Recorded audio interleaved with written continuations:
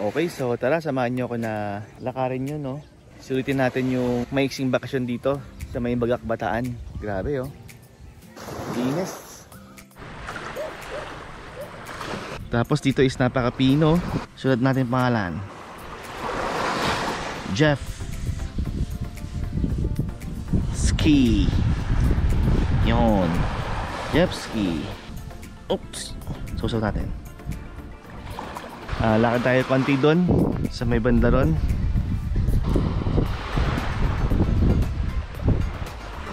Good morning, kuya.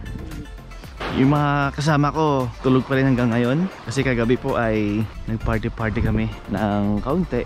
Celebration. Medyo lubog dito. Medyo matagal-tagal na din mula nung napunta ako sa dagat. Kasi last year, 2020, hindi naman po tayo nakapaglibot-libot nung time na yon dahil nga po sa COVID, di ba? At alam ko rin nung 2019, hindi kami masyadong, parang hindi kami umalis nung 2019. Kaya technically, parang mga 2 years na hindi kami nakapaglibot-libot. So ngayon na lang ulit, no? Ayun, may mga ilang motorista. May mga ilang turista rin na nandito. Yan, mukhang family rin sila. Sa mga nagtatanong po kung meron po bang checkpoint dito, yes, meron po. Dalawa po yung nadaanan naming checkpoints. Isa sa may SCTEX, saka isa mismo dito sa may Bagak Bataan. Since kami po ay may medical certificate at travel authority, saka parang get pass ata yun, yung QR code. So hindi naman po kami na problema para makapunta rito. Kaya ayun, masaya ako na after 2 years ngayon lang ulit tayo nakapag-travel at nakapunta mismo dito sa dagat, no? Wait, ayun yung bakas ng bako. So lakad-lakad pa tayo ng kaunti. Ang dami rin mga bangka dito, no, na nakatambay, no? Tapos sa may bandang dulo rin may mga bangka rin doon. Yun, no, may nakikita akong dalawa. Ewan ko lang kung hagip ng camera, pero andun sila sa may gitna. Sarap paglakad-lakad pag nasa tabing dagat ka. Parang hindi gano'n nakakapagod. Tapos yung amoy ng hangin talagang fresh na fresh. Si kuya. Good morning, kuya. Good morning. Ano po, sir? Maganda view doon. Doon po? Meron ito parang kuwebang ano. May kuweba po doon, sir. Kaya nyo naman, makita mo may batuhan. Opo. Tuloy ka lang doon eh. Pero ka lang magtagal, baka mag-high tide. Opo. Maganda po yung view doon eh. Salamat, sir. QC po ako eh. QC po kayo. Kaya din ba? Opo. Opo, Manila rin po, sir. Kailan kayo dumating, sir? Meron kami nabili dyan. May nabili po kayo dyan, sir. Opo. Ngayon lang ako Opo. Lakad-lakad na ano. Discovery ko maganda po. Sige po, sir. Thank you, sir. Ingat po. Okay, so meron daw cave doon sa may bandang dulo. Dapat check natin kung kaya natin makakita sightseeing. Tapos mamaya nga pala, pupunta rin kami sa ibang isla. Okay, so medyo malayo na tayo dun sa pinanggalingan natin. Ang oras nga pala ngayon ay nasa alas 8 pala ng umaga. Kaya yung init ng araw, mainit na siya pero hindi pa siya nakakapasong init. Kaya okay lang na maglakad-lakad pa. Saka isa pa, yung kulay ko naman is maitim. So hindi na ako tinatablan ng araw. Araw ang sumusuko sa akin. Hindi, joke lang. Nasa kayang cave dito, huwag mo sabihin hanggang doon pa sa dulo. Pag bandang dun na, hindi na tayo tutuloy. Siguro try ka lang hanggang dito. Silipin natin sa grid dyan. Pero pag wala pa rin yung cave na sinasabi ni kuya, balik na tayo doon. Kasi medyo napapalayo na tayo ng kaunti. At mag-isa lang tayo. Kasi alam mo na, baka may shokoy.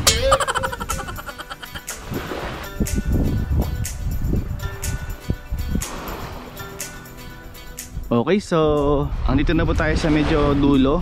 At wala pa rin po yung kuweba na sinasabi ni kuya. Or baka yun siguro yun. Bali, babalik na siguro ako doon. Doon tayo nang galing kanina eh. Ayun o, yung sa may dilaw na bangka. So, okay, ano ulit tayo? Lakad ulit tayo. Yun no. Sarap tumbugan ng hangin no. Sarap ng ihip ng hangin.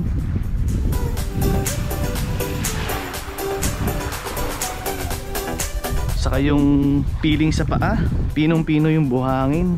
Hindi siya masakit iapak kahit din nakapaka lang.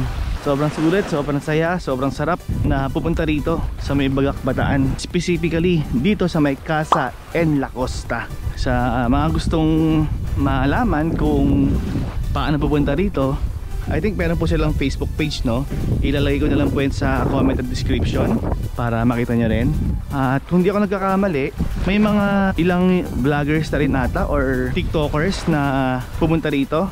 Even artista may nagpunta na rin dito. So talaga maganda po talaga siya. Kumbaga hindi ka magsisisi. Biro mo, ang layo ng lakad ko. Pag sa Manila, pagod-pagod ako pero dito, hindi ako napapagod. May ibon, no? Nandun siya, napapahinga siya to, no? Sana hindi agad umalis. Naku, balis na siya. Sayang. Bye-bye. Ay, ikot ata, oh. Ito naman siya sa kabila. Ito pinanggalingan natin. Ayun, nako po. Doon naman siya tumambay. So ito po yung kaninang pakas ng pako, oh. Nakikita pa rin natin ngayon. Hindi pa nabubura ng dagat. Okay, bago tayo bumalik sa tinutuluyan natin, isang sulyap na malupit muna ulit. Mamaya ay sa White Sand naman tayo magbabangka papunta sa ibang isla.